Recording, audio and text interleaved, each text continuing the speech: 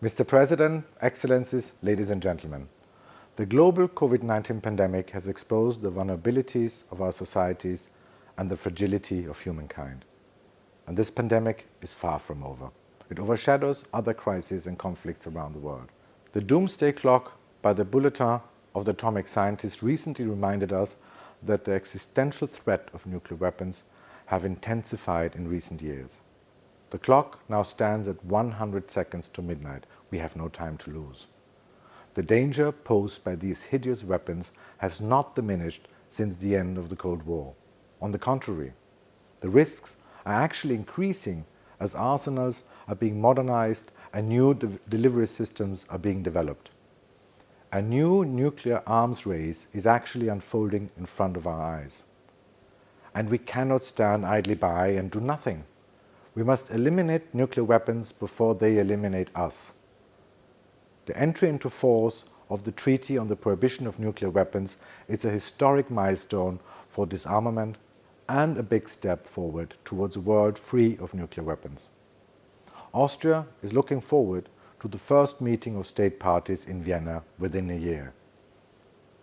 But we also need to strengthen other cornerstones of the disarmament architecture by ensuring that states fulfill the obligations under the Non-Proliferation Treaty, by encouraging more ratifications of the Comprehensive Nuclear Test Ban Treaty, and by broadening the scope of New START.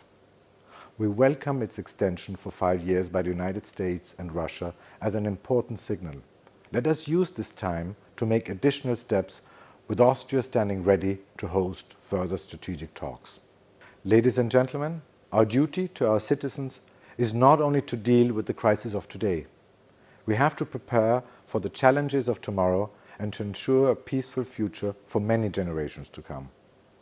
Rapid technological advances raise fundamental legal, moral and security questions, no more so than lethal autonomous weapon system. This is not science fiction. It is fast becoming a reality that the Secretary General of the UN has rightly called both politically unacceptable and morally repugnant.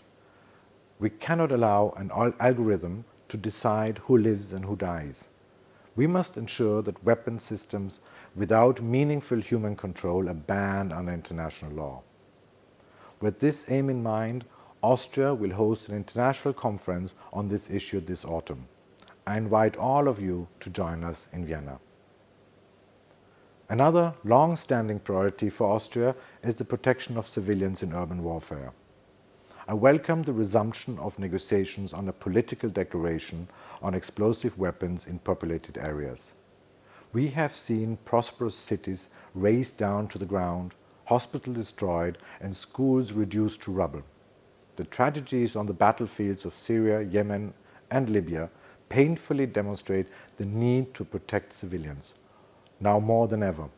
Let's take a stand together and show that respecting international humanitarian law is not a choice, but a duty.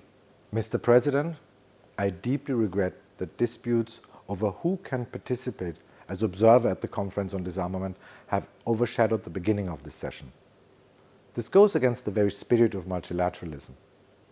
Everyone should have a seat at the table and the right to have their voices heard.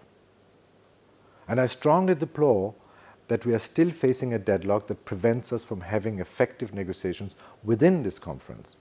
It has been 25 years since the last meaningful outcome, the CTBT. Let's not make it 26. Ladies and gentlemen, we will not achieve progress in the blink of an eye. We must show both courageous leadership and persistence. But given the existential threat to humanity, it is our humanitarian and moral imperative. Thank you for your attention.